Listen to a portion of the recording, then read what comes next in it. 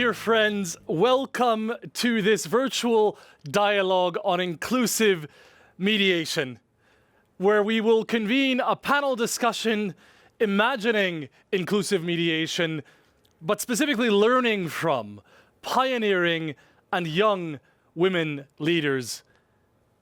This virtual dialogue is organized in cooperation with the United Nations Department for Political and Peace-Building Affairs, the Peace Research Institute of Oslo, PRIO, and CMI, the Marty Ahtisaari Center. Now, my name is Itonde Kakoma. I serve as Director for Global Strategy at CMI, and it is my honor to accompany this conversation as your moderator. More importantly, this month marks the 20th anniversary for the historic, groundbreaking resolution on women, peace, and security 1325. And today we will be hearing from pioneering women mediators and young women leaders who will share their first-hand experiences and draw upon the lessons learned from their first-hand experience and engagement in what impact and influence UN Resolution 1325 has for the advancement of peace and sustainable engagement of women. Now, in addition to hearing from our distinguished panelists, we will also encourage you as audience members to participate through a series of polls and questions to better inform our interaction and conversation, akin to the poll you just took when entering into this event. The results of that will be shared in a moment. But without further ado, allow me to welcome, and as an official opening to this event, the Undersecretary General of the United Nations for Political and Peace-Building Affairs, Madam Rosemary DiCarlo. Madam Undersecretary General, you are most welcome. It is good to see you. The floor is yours. Thank you. Thank you so much, Itonde. Let me begin by extending my thanks to all of you for joining us for this discussion. And I want to thank the Crisis Management Initiative, the Peace Research Institute Oslo, and the governments of Finland and Norway for their support in presenting today's dialogue and for our long-standing partnership in delivering the UN's high-level seminar on gender and inclusive mediation strategies. Now, we've made a lot of progress since Security Council Resolution 1325 was adopted 20 years ago. But we all know there is much more to be done. We need innovative and practical initiatives to achieve lasting change around the world. To this end, the UN High-Level Seminar Series has become a critical tool in our efforts to secure women's full, equal, and meaningful participation in peace processes. Since 2013, more than 250 senior envoys, mediators, negotiators, experts, and civil society representatives have participated from all regions of the world, sharing experiences and challenges in advancing inclusion and discussing practical ways to expand women's participation. The reasons for our specific and continuing focus on strengthening women's participation could not be clearer. First, making up half of humanity, women have a right to be at the table and have their voices heard. And second, statistics show that peace agreements have a greater chance of longevity if women are at the table and their concerns are taken into account. We've had some successes. In Sudan, women were instrumental in the protests that led to the country's transition to democratic governance. They must have a key role in Sudan's future and have thus far were instrumental in ensuring gender-responsive provisions in Sudan's constitutional declaration. In Colombia, activism by women's groups during the 2012 peace talks saw women's participation grow from one woman amongst 20 negotiators at the start of the process to women representing nearly 1/3 of delegates later on. Women's participation led to the establishment of a landmark gender subcommission and to a final peace agreement regarded as an international standard for gender inclusion. Yet, despite awareness of the importance of women's inclusion in peacemaking, many of the challenges that women peacemakers have faced still persist. Power politics, entrenched patriarchal attitudes, and unequal social structures continue to impede women's participation in peace and political processes, as has shrinking civic and political space and inadequate financial support to women's groups. The current COVID-19 pandemic has highlighted the persistent disconnect between women's central role in frontline community work, brokering humanitarian access and serving as health workers, from national decision-making on the response to the virus. Bridging this gap and supporting women's full, equal, and meaningful participation in peacemaking requires all of us to double our efforts. The United Nations is committed to this objective. We must lead by example. The Secretary General has appointed women to serve in 52% of senior leadership posts in special political missions, which my department oversees. We've strengthened our cooperation with regional women mediator networks. And as COVID-19 has shifted much of our work online, we've supported women in navigating the transition of peacemaking efforts to digital platforms. We're also seeking to make the best use of digital capabilities to expand our outreach to women in remote and conflict-affected areas, and to support the millions of young people, women and men, using the internet to promote peace initiatives.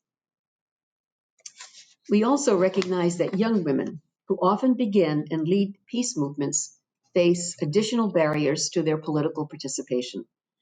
This is why we have scaled up the Peacebuilding Fund's Gender and Youth Promotion Initiative from $2.7 million in 2016 to $20.4 million in 2019. These funds are being used for digital platforms in Libya to amplify women's voices and to build young women's leadership and advocacy skills in the Caucasus and the Balkans. I welcome the presence today on the panel of such inspiring young women such as Emily Koiti and Heifer Sharif. In Syria, Iraq, and Yemen, our special envoys have used indirect inclusion mechanisms to overcome women's exclusion and ensure their voices are heard. In Syria, the advisory board, the Women's Advisory Board, has been a springboard for women's inclusion, with several members of the board now serving as delegates to Syria's Constitutional Committee. And of course, we need long-term strategic partnerships to both devise short-term fixes and drive long-term change. And it's in this context that our long-standing cooperation with CMI, PRIO, and the governments of Finland and Norway in delivering the UN high-level seminar is so important. Realizing a world of sustainable peace requires that we all step up our efforts to harness the full potential of women in peacemaking, that we learn lessons from successful and inclusive peacemaking of yesterday, and prepare for the new and emerging challenges of tomorrow. Today's dialogue is an important contribution to these efforts, and I look forward to an interesting discussion. Thank you very much. Madam Undersecretary General, for these inspiring words, and we hold fast to this threefold description on full, meaningful, and equal participation. Now, when entering this event, many of you participated in a poll. And the question you were asked was as follows. Between 1992 and 2018, the question was, what was the percentage of women negotiators in major peace processes? And here are the findings so far. 44.4% of you said 3% of women negotiators. Okay? 38.3% of you said 13% of women negotiators. 4.9%, 23%. 0%, 33%. And 12.3% of you don't know. There's a correct answer because there's empirical data to support this question. It's where the 38.3% of you lie, namely 13% of negotiators in major peace processes between 1992 and 2018 were women. But that's only the starting point. The fact that only 1/10 of negotiators have been women demonstrates how reality of peace processes do not yet match what the Undersecretary General was describing in terms of realizing a world of sustainable peace. But they do not yet match the commitments as enshrined in UN Resolution 1325. But gender-sensitive and inclusive approaches in mediation is not simply or merely about counting numbers of women negotiators. Inclusive mediation is deeper and richer than this. It refers, and here I quote, to the extent and manner in which the views and needs of conflict parties and other stakeholders are represented and integrated into the process and outcome of a mediated mediation effort. Now, today we'll cover at least 3 of many key topics in this regard, mindful of the focused amount of time we have. We'll kick off first looking at preparation. How do you prepare for a peace process to address these questions of inclusion? Secondly, we'll look at process design in the same light. And thirdly, and arguably most critically, we'll look at the question of implementation mechanisms with regards to inclusive mediation processes. We will also be incorporating questions that have come to us from you as audience prior to this virtual dialogue being convened. Now, without further ado, let me bring to light our distinguished panelists who will reflect more deeply on their reflections, their experience, in advancement of inclusive peace processes. Madam Hannah Tete, it is good to see you, currently serving as Special Representative of the UN Secretary General to the African Union and as head of the United Nations Office to the African Union. Good to see you, madam. And you bring to this conversation and to your current mandate decades of experience in the area of peace and security, most recently having served as the co-facilitator in the high-level forum for the revitalization of the agreement for the resolution of the conflict in South Sudan. You're most welcome. Miriam Coronel Ferrer, who is a member of the UN standby team of senior mediation advisor. Before joining the standby team, Miriam was heading the government of the Philippines panel in the peace talks with the Moro Islamic Liberation Front, ultimately culminating in the signing of the comprehensive agreement in March of 2014. Miriam, it is good to see you. Most welcome. Emily Koiti is a South Sudanese medic and human rights activist. Alongside her distinguished medical career, Emily's work on human rights includes serving as a youth representative to both South Sudan's most recent Track 1 peace negotiations that led to the signing of the present revitalized agreement on the resolution of the conflict in the Republic of South Sudan, the agreement for which Madam Tete was co-facilitator, and will draw upon their collective experience in this regard. Emily, good to see you. Most welcome. Last but by no means least, Hajar Sharif is a Libyan human rights advocate and the co-founder of, quote, Together We Build It, promoting the participation of women and youth in peace-building efforts in Libya. She was selected by the UN Secretary General to serve as a member of the advisory group of experts for the progress study on youth, peace and security as mandated by UN Security Council Resolution 2250. And Hajar is also one of the 12 UN women champions on the women, peace and security, as well as human rights agenda. Hajar, most good to see you. You are welcome. All right, we move in to the substance of our discussion, starting first with preparedness. And here, reflecting through informal conversation with colleagues on this panel on really the meaning of inclusive mediation processes, how you prepare or pave the ground for it. I'll start with Hannah Tete, if you allow the informality, and Hajar Sharif. Tell us in brief form, What does an inclusive process mean to you? Madam Tete, good to see you. Please, your initial reflections. Thank you very much. And very good to see you, Rosemary, and other colleagues on the panel.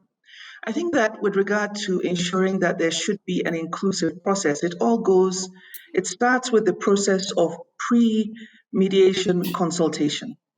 Because very often in those processes of pre-consultation, there is the opportunity to be able to identify key stakeholders whose voices should be part of the mediation process.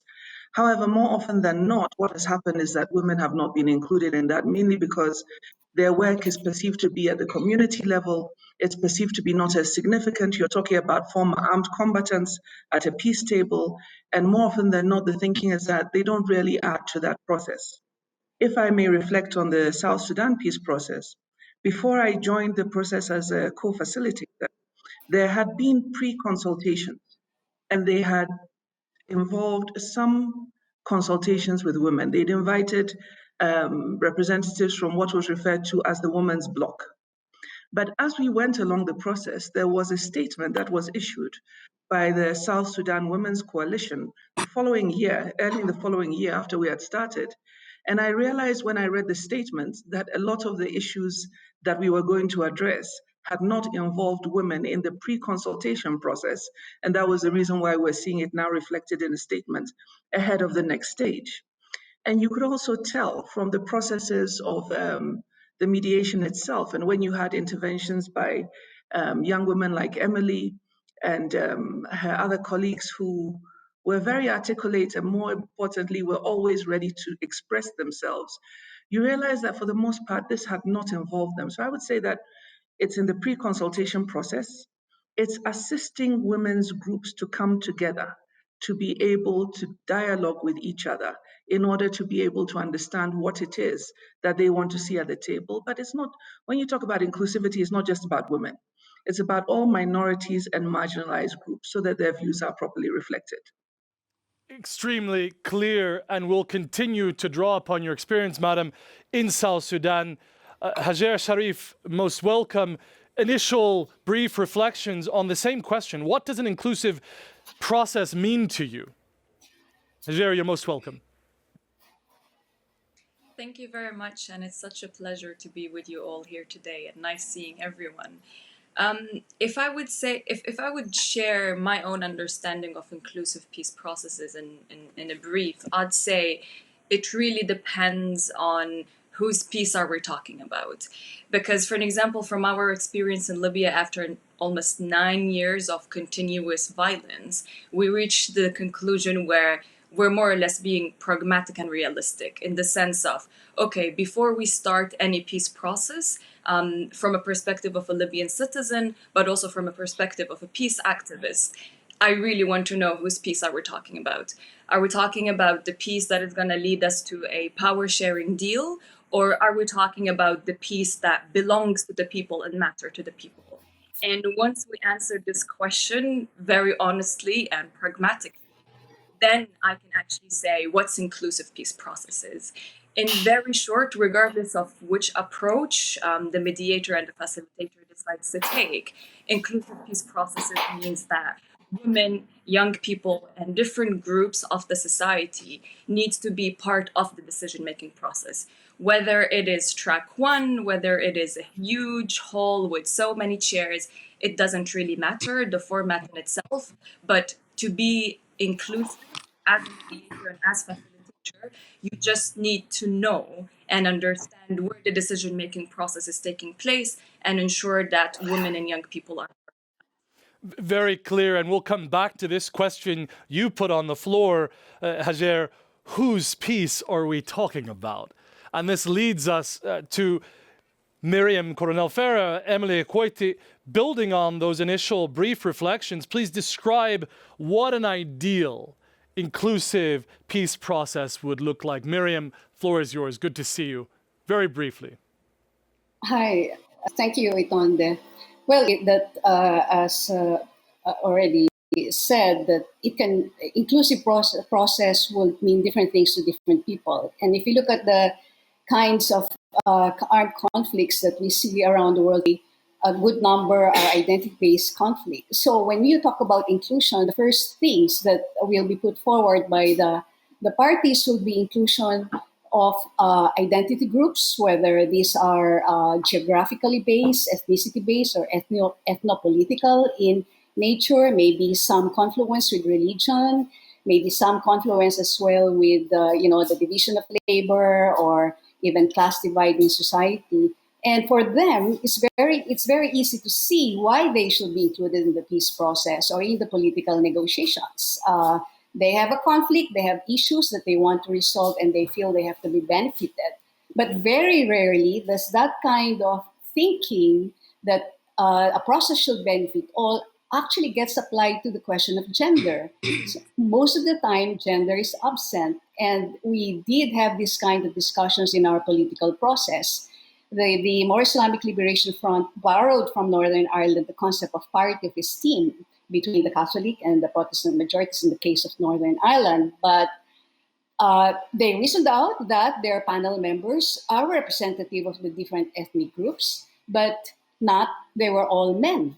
So you see that inclusion often has this blind spot, and gender is often the one that's least visible for a lot of people, precisely because of the predominance of other identities. So when we talk about inclusion, we really have to see that what does parity of esteem mean not only between the majority and minority populations, but also between men and women within the country, within each segment of the population. And you were right, Itonde, when you said it's about process and outcome.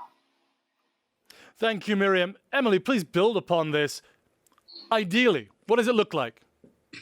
Most welcome. Yes, thank you very much, Itonde. And colleagues have really dwelt on this and really painted a picture of what it would mean, especially for women. But I want to really go about it more broadly.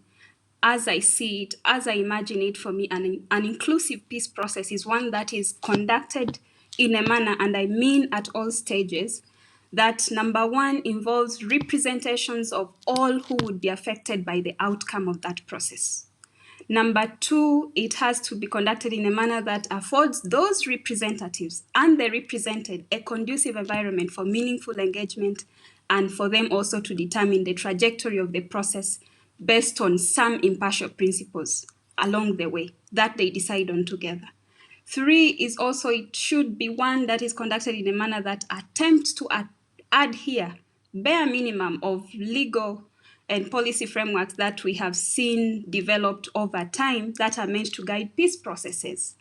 And number four, also one that recognizes the diverse stakeholders as assets and not as liabilities, because from my experience, there has been that tendency, not specifically to this process that I was involved in, but the ones that came prior, that the broader the stakeholders, the more it's a liability, but looking at that as assets and acknowledging the uniqueness of each stakeholder and attempting to respond to the interests of such stakeholder. And then finally, ensuring that what is outside and around the negotiation room reverberates on the inside of the room, and the reverse should also be true. That to me is what an inclusive peace process should look like, whether it's a track one, track two, or whichever we name it. Thank you. Emily, I see a number of heads nodding in affirmation of your very clear set of theses envisioning an ideal inclusive process. But I'm going to continue with you for a moment, Emily. That vision, that ideal vision, how did that play out in the context of South Sudan? Are you drawing from that the lessons there, or are you describing what was absent? I'm describing what was absent and part of what was there. In retrospect, what I wished should have been there and what I also saw. So that is the basis of my thesis, as if you wish to call it that way. But what was it like at the time? For us, it meant getting parties to the conflict, demographic representatives, and I'm talking about the youth, the women, faith-based groups, that is now the civic strata of how our society is set up.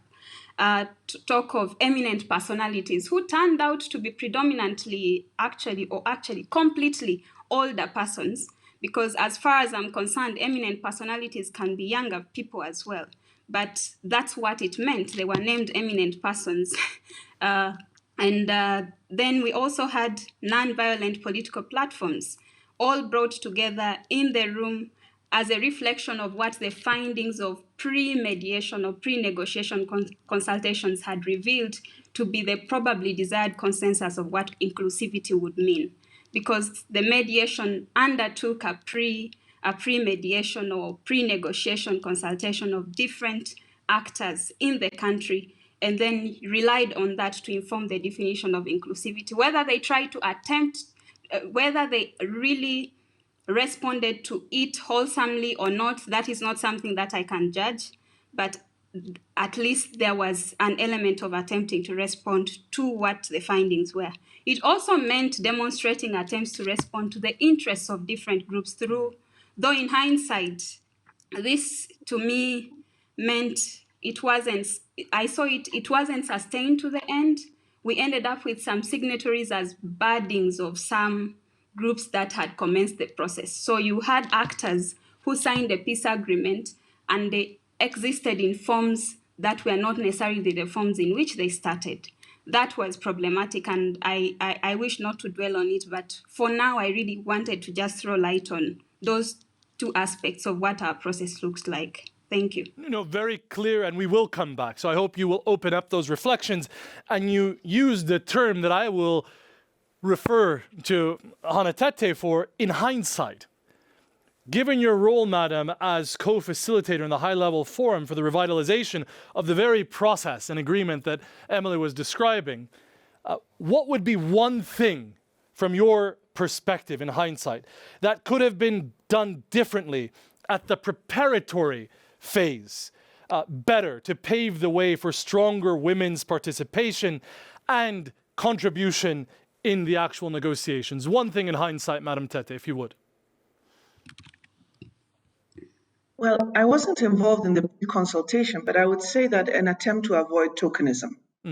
I think that's the most important thing, because we don't just want to have women as numbers. You want to have other groups included as people who have something to contribute to the process. And in reflecting the report of the pre-consultation, my initial impression was that there was some element of tokenism. The more we got into it, the more I felt that that was the case. So if it was one thing, I would say that was it. Very clear, and we'll open that up in the course of this discussion. And before moving into process design, I want to draw back to some of the initial comments that Undersecretary General DiCarlo raised in her opening remarks, particularly in terms of the way in which this moment of COVID-19 impacting peace processes globally, what that means then for creating, quote, digital divides in participation. And with that, I turn to a friend and colleague, Deputy Director of PRIO, Torun Tryggestad from the Peace Research Institute of Oslo. Could you share some reflections on the research about digital divides between parties to conflict, between men and women, between generations? And we'll put forward a question thereafter to our panelists. The floor is yours, Torun. Most welcome. Thanks, Itande, for the kind introduction, and thanks to everyone who's attending and contributing to this event in various ways. Well, in a situation where the opportunity to travel and meet is highly restricted, many have argued that using digital technologies will open up for a number of new and exciting avenues for inclusive peace mediation. And some have even referred to this as peace mediation going through a paradigmatic shift. But what might the challenges or risks related to the use of digital technologies be? We do not yet have much research on this, but the existing research seems to suggest that there are at least two important questions we need to consider. And the first is, does everyone actually have access to digital platforms? And secondly, does everyone have the ability to use digital platforms? In other words, mediators need to consider digital divides when using digital platforms to increase inclusivity. And how can then digital divides manifest itself? If we take a look at inequalities in access to digital platforms first, factors that can influence access are, for instance, infrastructure. The simple fact that people you want to include live in areas with a lack of electricity or lack of internet coverage. Another factor might be financial. People who cannot afford to buy internet-enabled devices or who does not have finances to buy internet connection. It will be very difficult then to bring these people into peace processes via digital platforms. And if we look at inequalities in the ability to use digital platforms, factors that can influence this can, for instance, be literacy, the extent to which people are literate as well as digitally literate, although the need for literacy arguably is declining given the rise in video-based platforms. Another factor is freedom to use digital platforms. Such freedom can be restricted due to unequal power relations. It can be unequal power relations both between individuals, and it can be unequal power relations between groups of people. A third factor is safety. Safe online spaces is an often overlooked factor in ability to use digital platforms. And globally, women who are politically active are often met with harassment online, which has a detrimental psychological impact, as well as in some cases leading to offline physical harm. As an example, in her study of social media in Myanmar, my PRIO colleague Julie Hansen finds that female civil society leaders who are prominent figures in the public face sexual harassment online and are more likely to do so than their male counterparts. So to sum up, there is an obvious gender dimension to the whole issue of digital technologies. Globally, women tend to be less likely than men to own smartphones, and in some societies, women's mobility and freedom are restricted. So I would like then now to turn back to the panelists, and maybe we could hear from Miriam and Hajer. In your view, how do you think that digital tools can be best used when preparing mediation processes? And I'm thinking here, for instance, in conflict analysis, stakeholder mapping, or in enhancing the coordination between different actions. And also, based on your own experience, what do you think are the risks in using these tools? And maybe we could start with Miriam. Thank you. Thank you Yes, very thank much. you, Cecil. Well, you talked about conflict analysis, and before we did library research, and now certainly a lot of resources are available online. And talk about gendered conflict analysis. I think there's big data out there that really needs to be utilized to do such in-depth analysis of a context where one is working on. Of course, there's no substitution for real face-to-face encounters and hearing stories, for instance, that should be part of what gets into a conflict analysis. But then in any case, now with digital technology, we are able to do even focus group discussions using precisely apps like the Zoom and Microsoft Teams. And there are also new apps that enable faster analysis of what's going on, the discourse that's going on in social media. And that, of course, is very, very useful because much of conflict has to do with the dominant narratives that prevail, the prejudices that are reflected here, the fears that are and the biases that are reflected in what's being said out there in social media. So you get that kind of better sense of what kinds of issues that you'd have to deal with precisely using digital technology in preparing for mediation. And we know that any back channeling effort actually utilizes digital technology. Before any conflict, any party can meet a mediator, before he or she can meet any one of the parties. A lot of exchanges have to be arranged largely using digital technology, going back to basic mobile phones, text messages, and so on.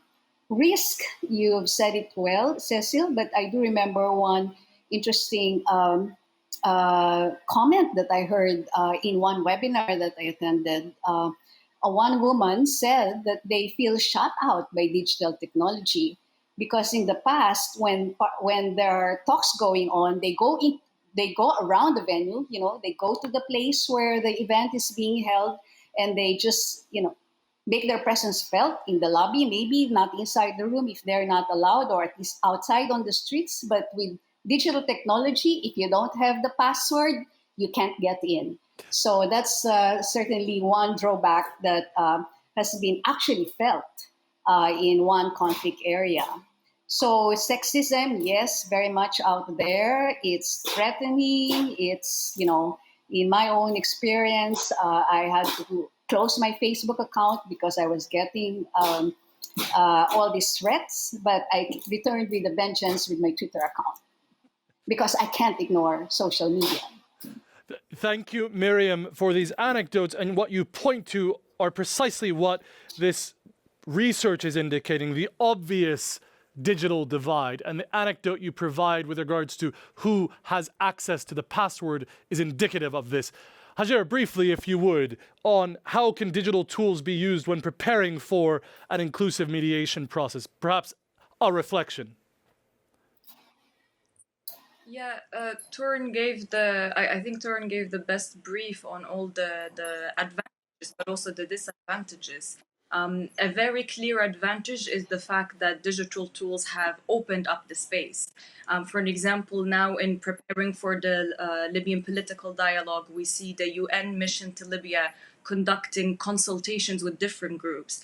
And I would say, I think for the first time, they've actually even put up an ad for people to publicly, especially young people, to join consultations, which is great and amazing because this is also brings people close to the process as much as it brings the process close to the people, and it bridge direct channels of communication.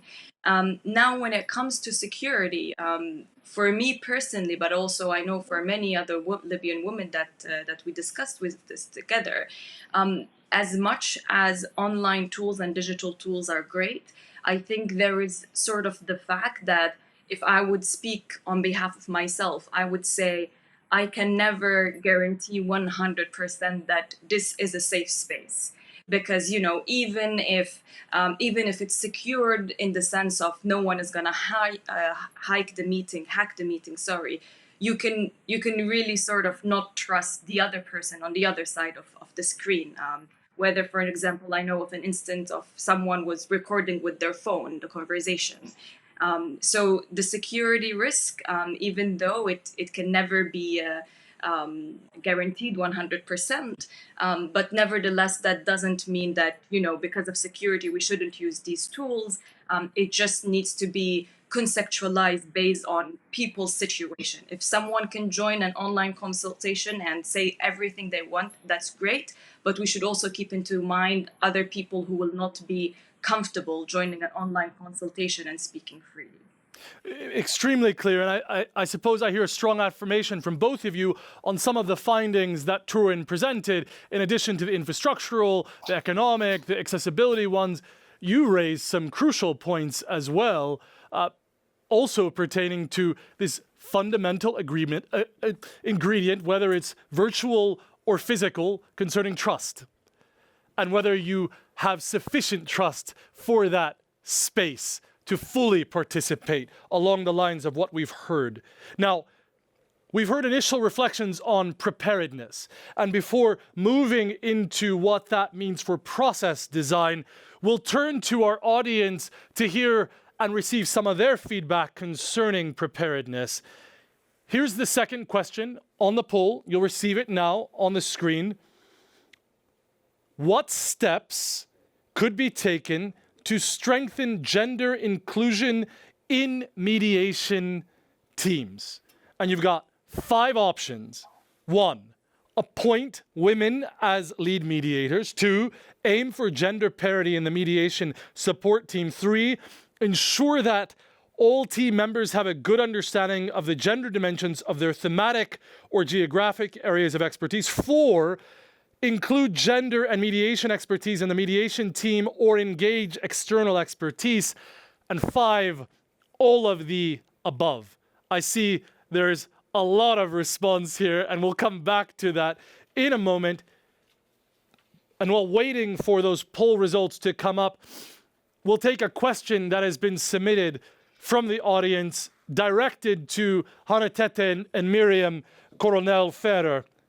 Now, and here it is. I think this is a fundamental question from my own humble vantage point. In your experiences, respectively, what are the game-changing moments or game-changer factors that can open the door to women in entering mediation positions in a lead role or negotiating role, or to be a part of that table? What are the game-changing moments or factors? And the corollary question that comes from the audience is as follows: what can the international community do writ large, or countries supporting peace processes, in helping women to seize or pursue these opportunities?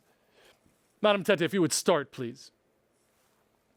Okay, well, in Security Council Resolution 1325, which is the foundation of all of this discussion on women, peace, and security, and the follow-on resolutions, we have essentially given certain policy goals and targets that mediators and mediation processes should try to include, because we're talking about women involved in peace building. And it's important that when countries decide that this is something that they sign up to, and they begin to develop national action plans and so on and so forth, that we encourage them to actually implement it. At the moment, it's very much a hit and miss situation as to whether you get women involved in peace processes or not. I think that with regard to myself being involved in South Sudan, they decided they were going to have 3 mediators, 3 facilitators, and one of whom should be a woman. And so the next thing was to look for somebody who could fit the bill. I don't think that was very strategic. I think that was very much on the off chance. And so I would say that the most important thing is to ensure that countries walk the talk in terms of making sure that they implement what they say they are going to implement. I also think that for all practical purposes, most women who are at the receiving end usually don't have the education, don't have the leverage, don't have the connections to actually become part of a process of this nature. And so knowing that that is the situation, and I like the comment that one of the panelists made earlier, whose peace are we talking about? Knowing that that is the situation, when you're talking about developing a mediation process and you are talking about an inclusive peace, then it behooves on you to make sure that everything that you do in trying to get parties to the table creates that inclusive peace. Very clear on this question of game changers or game-changing moments. Miriam, if you would. Game change doesn't happen overnight. Even with 1325, 20 years after, there's still a lot that has to be done. I think there's a lot of structural context to really have this game change. That you need a lot of change, that kind of an overall democratization within that society. Some new thinking going on, perhaps in the leadership, but certainly very important also in the minds of the public, how the norms have changed. In our case, it was very important to shift the concepts of security from traditional security to human security. Then it became important to bring in other actors. You don't rely on soldiers, generals to do the negotiating, or not even bureaucrats who are mostly men, or even religious leaders who are also mostly men. You bring in other people from civil society, and there you'll find a lot of leading women in civil society organizations, or even in the academe, which over the years have actually feminized. So these kinds of things are necessary to happen within each society for the real game change to happen. And then I think that once you have women in higher positions, you can expect more women being brought in. Why? because they know other good women who have the expertise, and they trust these women. They know their capability. And I'm not saying men won't appoint women, but the social circle. Who do you know? Who are your friends in the university? These are the people you think of when you're in a position to find someone to to do a certain job. Women will have that social network, and so it's very important. It becomes like a cumulative thing, where more and more women being appointed are actually appointing more and more women as well. I think you had the question about what the international community can do. I Yes, think very we briefly. know that there's a lot of pressure that's also being put from the international community in a lot of the processes, including ours in the past. But I think they can also start by examining their own court, because, for instance, in our case, we have an international contact group, and all of them were men until they brought in the first woman. So I think international communities should start by looking at what they are projecting, because then it will be very hard to really speak up. You have to practice what you preach. Absolutely. And I think this question from the audience is fundamental, and your respective responses give us a very clear approach. I heard in the example of your own appointment, Madam Tete, strategy. Strategy matters. And Miriam continued by talking about game changing doesn't happen overnight or just like that. It requires structures.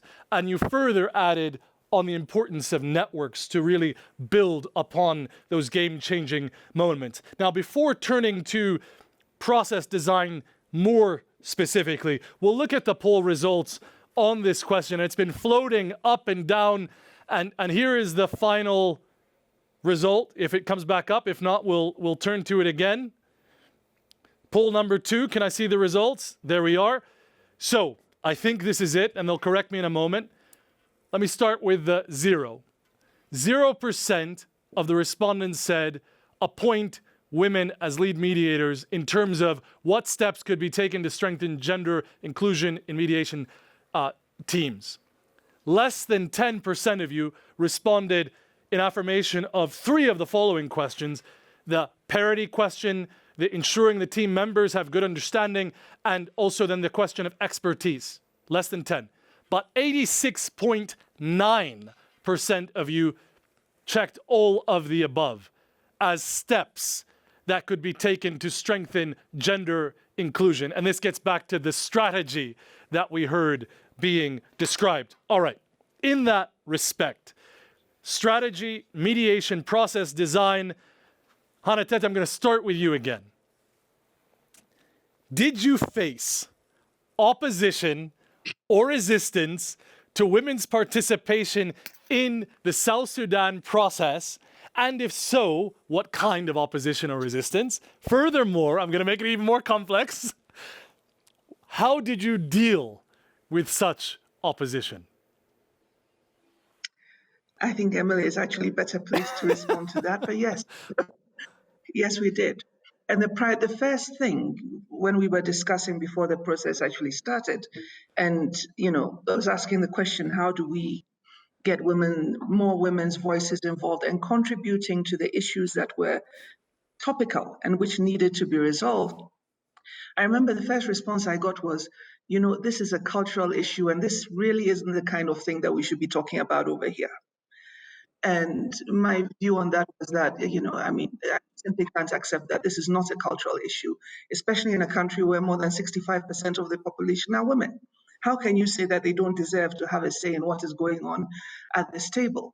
But in the actual process, what happened was that, knowing very well that there was some, for lack of a better word, resistance to having the kind of engagement that I thought would have been most appropriate, I was continuously doing a balancing act.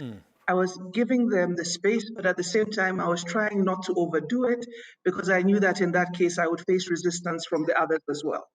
And so it was always walking a fine line of trying to create the opportunity for them, especially when I was the one leading the discussions, but at the same time, not walking it too far, because I felt that that would jeopardize everything that we had achieved in the process.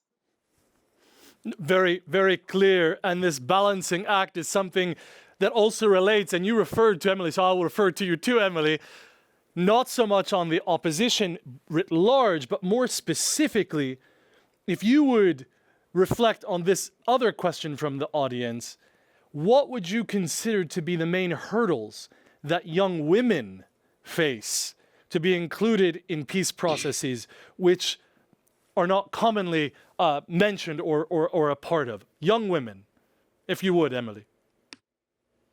Okay. Thank you very much for that question.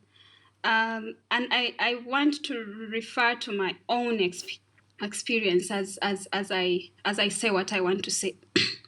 That number one is the fact that at least in the part of the world where I come from, and I'm talking about the African continent, I can't speak for the rest, is that the moment you talk about a young person, and let me be very specific, youth, what comes to most people's minds is a young male. It's very rare that the first thought is a young female.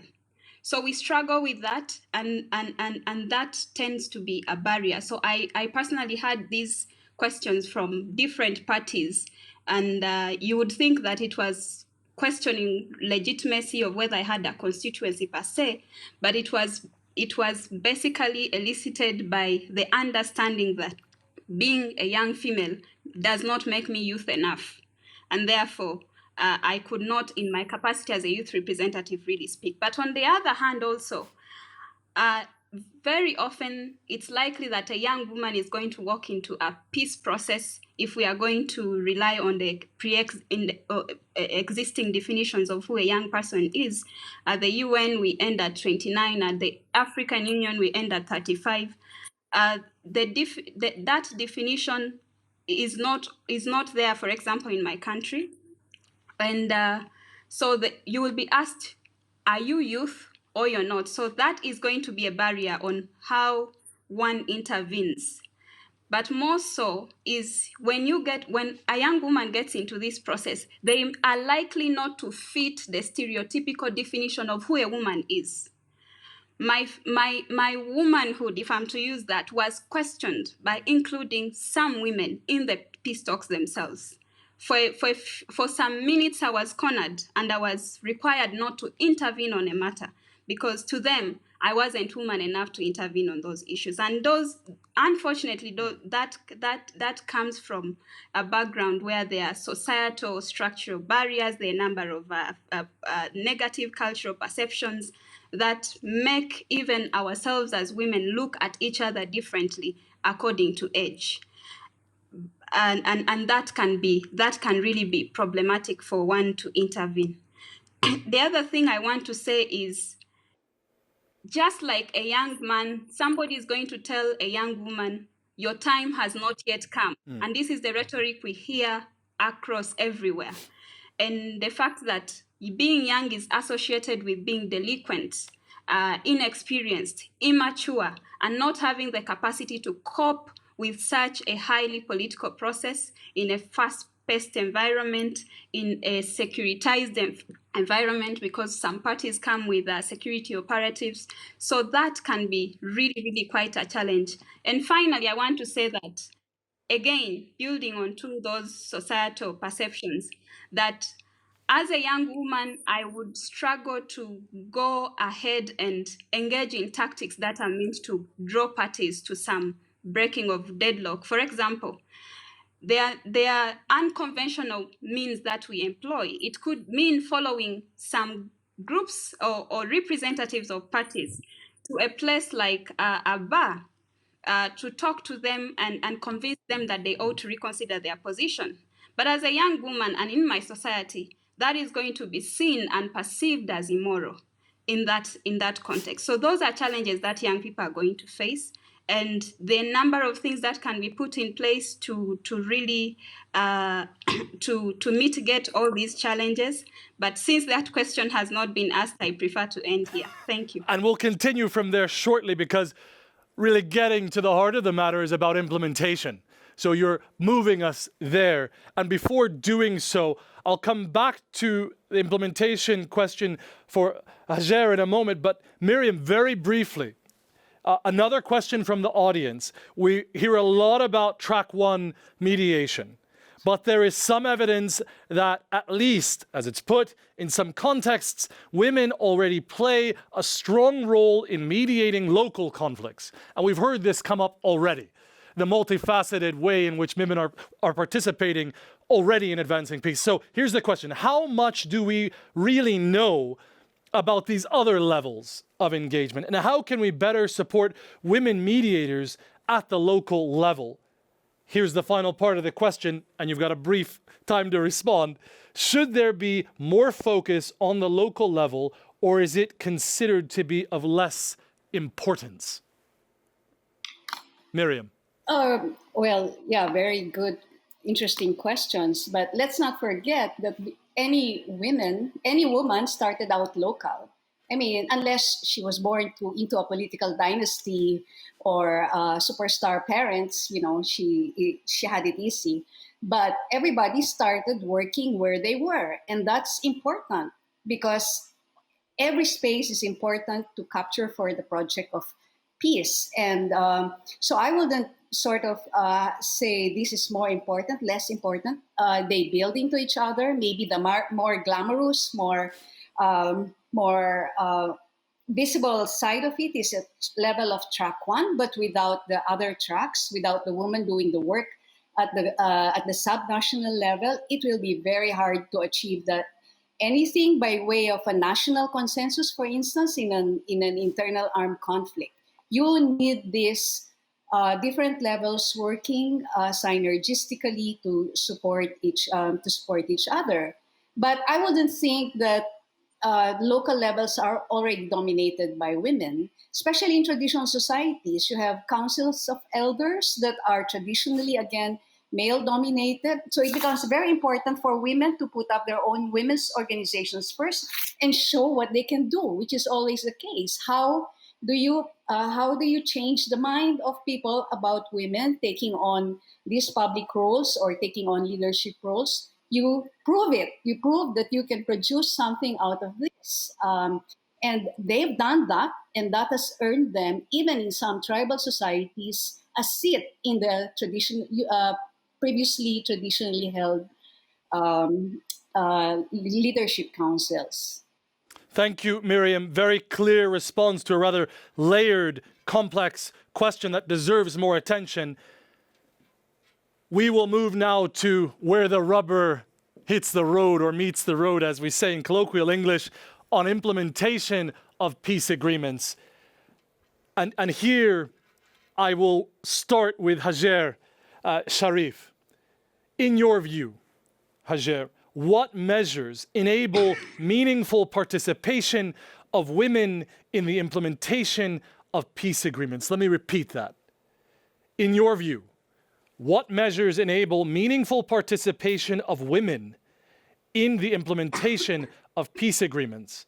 Are there good practices, examples to share? And I'm mindful asking this question in a rather ongoing, complex conflict environment where implementation has been a question mark. Hajer, please. Thank you.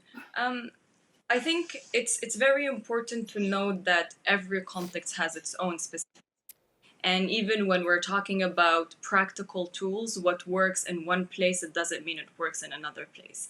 And one of the things that we saw in Libya in the past 9 years, from the efforts conducted by external mediators and facilitators, sometimes you can clearly see that it does not fit the Libyan context, even if it's done from a goodwill and a good heart when it comes to women's inclusion, young people inclusion, and so many other things. But let me answer your question in a more broader sense that can be contextualized to Libya and in other places. I would say the key factor is to understand the power dynamics. across the different levels and across the different groups. Because when we're talking about an outcome from a peace process, I think it's a little bit unfair to jump directly into the outcome and assume that after an outcome is produced, then we still have a chance to ensure that, for an example, women and young people can play an active role in the implementation, monitoring of the agreement. Because here is my take on peace processes, and that's purely from 9 years in Libya. A peace process in a context like Libya ends up being a political system because you don't have elections, you don't have means of participation. So you move from national legitimacy to other forms of legitimacy, regardless of who mediated the process and who recognized the outcomes of the process in itself. And that's why I'm saying it's essential, if it's not fundamental, to first ensure that women and young people are part of the process and the decision-making table that it's going to produce the agreement. Because an agreement comes out already affected and influenced with certain power dynamics. And if these power dynamics were not sort of settled perfectly and were taken into account before the outcome is produced, sometimes, unfortunately, it's too late. And the reason I'm saying power dynamics, because from my experience advocating outside the room and being, we need women to be inside, we need young people to be inside. Once you're inside, you realize that it's a completely different environment. Because just by being inside or by having sort of a permission to have a voice and a decision and a vote, it does not really mean that you will have it. And that's why it's really fundamental from the mediator and the facilitator who's really facilitating the discussion to be aware of the power dynamics between the participants themselves and not only think that, well, once a young woman in the room, and that's something Emily, I think, explained on very well, it's really not enough to just say, okay, there's a young woman in the room, and now if she makes it, she's good. If she doesn't make it, that's on her, because there's so many layers of complexity that can be due to society, traditions, for an example, where you literally might be cornered, as she mentioned. Extremely insightful. And Emily, Hajer has referred to you. I'm going to refer to you also in this respect. But very briefly, in a sentence, tell us what measures can enable meaningful participation of women. Here we're talking about in the implementation of peace agreements. Also mindful that there has been a cyclical pattern of many agreements in South Sudan. The question comes down to implementation. So what would you say on this very briefly? Yes, thank you very much. So first of all, inclusion of women from preparatory stage, pre-negotiation, or we want to call it pre-mediation stage, is very important. Because for us in this recent process, we were lucky that the mediation then did a pre-consultation and reached out to women, and we had an opportunity to try and define what mediation would look like. While it's not really mentioned, the women of South Sudan demanded that the mediators, if the facilitator, among the facilitators, there must be a woman. And responding to that is how we saw one of the facilitators being a woman, and who is one of the panelists. And then that helped us throughout the negotiations, that we had somebody on the bench who understood our issues. But then, as one colleague alluded to earlier, is that, or actually, it's the survey and the voting that is happening online, which is trying to say that the mediation team has to have an understanding of women's issues, and that will mean that from preparation throughout the mediation and eventually the implementation, women's issues will be considered. But then, specific also to our context, is that the outcome agreement has stipulations that are women specific. When you talk about affirmative action, 35%, which was increased from a prior peace process, which gave us 25%, then you're maintaining the interest of women in this peace process. They see themselves in it, and they want to hold everybody who is involved in this peace process accountable, including themselves. So something that maintains women's interests or elicits their interest in the process is very important for purposes of ensuring that implementation happens. The other things that I could say, but the question really has restricted me, unless you Which is allow me okay. to go on. We'll come back to you in an unrestricted manner, I promise, to further reflect on this. Now, before turning to our third and final poll, which will envision the future, and I'm really keen to see the results of what that future may look like. Hannah Tete, what makes or breaks implementation of gender-related provisions of a peace agreement? What makes or breaks implementation there? You asked me the question initially, what is the one thing I thought we should avoid? And I said tokenism. Because you see, if you don't have a situation where you have made the process deliberately inclusive, you are not going to have inclusive implementation. And so if you don't start well, the end process is not going to be great. And so what I would say, to add to some of the comments that Emily has made, is that it's always important to make sure that when you have a process that has been begun largely by, let's say, actors who may have a lot of goodwill but may not necessarily understand what is required to be done in order to make this properly inclusive, that you go back and review that process again even before it starts, and make sure that when the parties come to the table, they don't come with women because they were told that you must make sure you bring 3 people and one of them should be a woman. You should make sure those people who are coming to the table actually have something to offer. And I think that the reason why there was some opportunity to have those particular gender responsive paragraphs in the peace agreement was because there were enough women, especially young women, I must say, who had come in as civil society representatives, as youth representatives, and given the opportunity to make their voices heard, the kind of things that they said. I mean, sometimes sitting back and listening, I used to feel embarrassed for their leaders. And Emily will remember that there was one, and I'll be very quick, there was one young lady who said that, if we have illiterate men who are ministers, and I am a graduate, and I'm a postgraduate, and I am not fit to be part of this discussion, what are we talking about? And I could see that even as she was saying it, she was probably biting her tongue, but I think it was years of frustration that were coming out, and it was a good thing.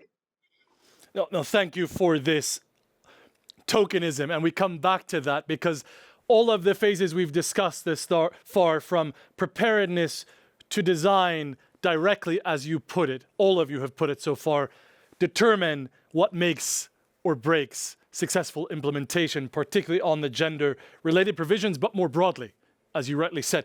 We'll turn to the final poll, and then I have a question on the UN Security Council Resolution 1325 to Miriam. But for the final poll, here's the question.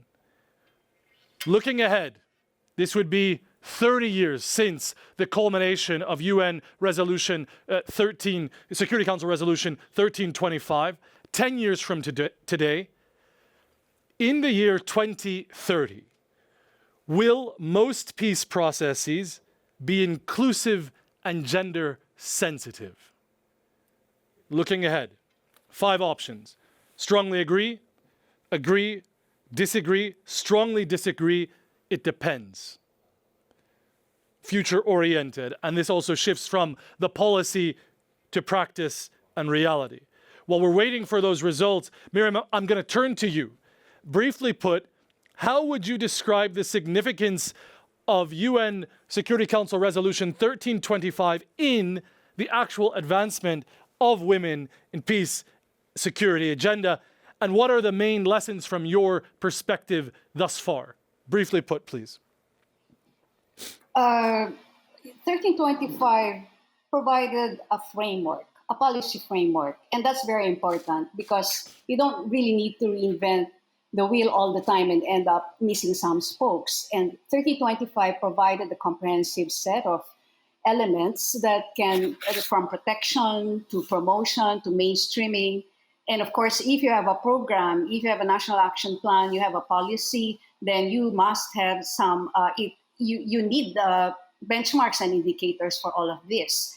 And in that sense, that kind of an organizing frame made it easier. And the campaign to do it actually pushed countries, a lot of countries, to do it. Otherwise would lodge their gender program here and there in different elements, and not one that cohesively responds to the peace and security issue in relation to gender. In our experience in drawing up the National Action Plan, I think what was beautiful about it was that we were able to work closely with the women's movement. I belong to the peace movement. Before I joined government, I was part of the peace movement in our country.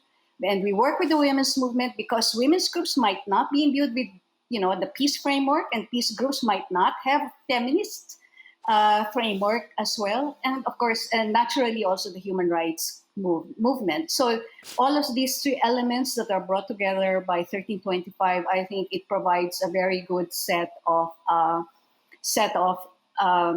parameters to be able to do progress and to measure progress afterwards. Very clear. And we'll turn back now to the poll. Madam Tete, Hajer, I don't know, and other colleagues, I don't know if this is a optimistic reading of the next 10 years ahead or something else, but I'll tell you the findings. So, question was, most of the peace processes 10 years from now, 30 years since the culmination of UN Security Council Resolution 1325 in 2030 will be inclusive and gender sensitive. 26.3% disagreed with this idea. 8.8% strongly agreed. You can add another percentage for my vote there. 14% agreed. 5.3% strongly disagreed. And about half of us, 45.6% of us said, it depends. So we have some work to do, it seems, to move that it depends into reality. So, final words of wisdom from you as we close this virtual dialogue on imagining inclusive mediation. Very briefly, pithy words. Emily, I'm starting with you. You can set the bar.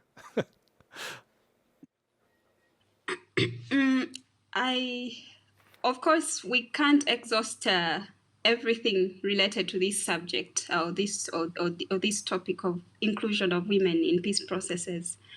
But just to build on the last question that was posed to us, and I won't have done justice by not saying the things that I was not able to say earlier. To say that, you see, providing women with resources that are matched to their unique interests and often envisaged challenges while engaging in processes is very important. And because this is limiting the extent to which women can engage pre, during, and after negotiation, now the implementation phase. That is very important, and it's all partners who have tuned into this should really take this into consideration. It can't be overemphasized that this is very important. Technical support is also very important to mediation teams. Technical support that is not only gender sensitive, but also in reference to the use of digital platforms that is tech savvy and is going to help mediators to be as flexible. And going on is to really ensure that there are more women in mediations, in mediation teams, and perhaps even better, leading mediation teams, because we have seen that work for us in South Sudan. Now, during the implementation process, the challenge we are having is seeing less women leading implementation and monitoring mechanisms of our peace agreement. And that has affected how far we can get in ensuring that gender issues are looked at. But finally, I want to say Very finally, please. Yes. that peace agreements, when they have gender specific issues or women specific issues, those issues should be seen with the same weight as any other issue in the peace agreement, so that when allotting punitive measures for failure of implementation, when women call for punitive measures for failure of implementation of issues that are related to women, the punitive measures come through. That it's not seen as if women's issues are lesser than other issues in the peace agreement. That is something that I thought I must say. Very clear, and I'm glad you said it. And here I'm going to frame the final reflections from our distinguished panelists moving forward. So in light of this response from audience members to this 2030 question, do you agree, disagree, strongly disagree, etc., and why? As your kind of final words of wisdom. Miriam, I see you smiling. Well, I'm an optimist, but I can understand the skepticism because, what you've gained now can easily be lost. You bring in an authoritarian leader, put that person into power, and you lose everything. Your rights, your democracy, you get sexism all over the place at the highest office. So it's a threat. It's a real threat that what 1325 has set out to do will not be accomplished by 2030, 2040, 2050, because the politics continue to move. And unfortunately, at this moment in time, we have very bad politics going on in a lot of places in the world. But yeah, I think let's stick to some requirements to really make this work. Implementation mechanisms has been discussed, funds, the legal framework, because you need legal framework so that real politics, the exigencies of, whatever elections and so on does not take precedence. And finally, networking and sisterhood. Women need support, and yes, we can get that from fellow women who are with us, who share the advocacy and are willing to do this kind of pushing forward for the long haul. Thank you, Miriam. Hajer, strongly agree, disagree. Why? Tell us. 2030. Neither of both options. I'll definitely go with the it depends. I think we definitely have the tools to reach that goal, but I don't think we have enough incentives for mediators and facilitators to follow them. Now, I'm going to be completely honest. The fact that women and young people have an added value to peace processes is not an enough incentive to mediators and facilitators. We saw that from the Libya experience. Just very briefly, there was recently a political negotiation dialogue that was facilitated on Libya, and it had no women at all. And it was done by an external facilitator. And when we raised our concerns with them, they actually said, well, there is no women because the Libyan delegations didn't bring women. Now, that's understandable excuse. However, there was independent men who did not belong to any delegation who were present there. So our response was, you invited independent men, you could have invited independent women. That's right. And that's why, as women's organizations in Libya, now we're trying to promote this is the unpopular opinion, that donors who give money to peace processes, to external mediators and facilitators who truly believe that women should be part of the process, should do gender due diligence to these organizations before they give them the money.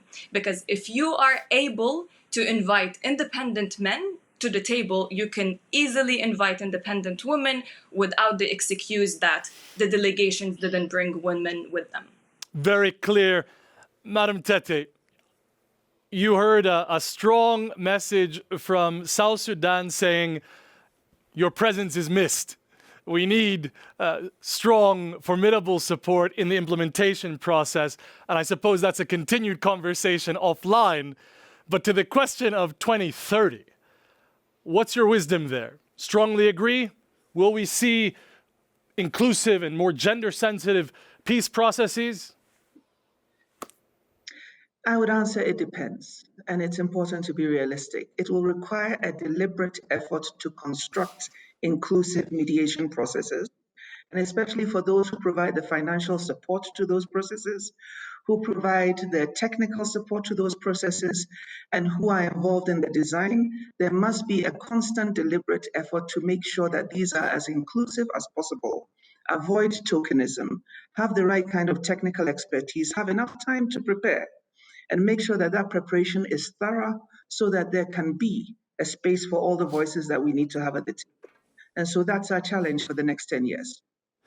I'm grateful to you all for these deep insights, and while I want to continue this discussion, I'm mindful of our obligations and time, so we'll bring this to not an end, but an adjournment to continue offline.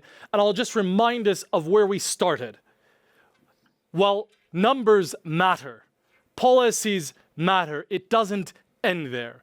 What we heard was that inclusive mediation refers to, and I quote, the extent and manner in which the views and needs of conflict parties and other stakeholders are represented and integrated into the process and outcome of a mediation effort.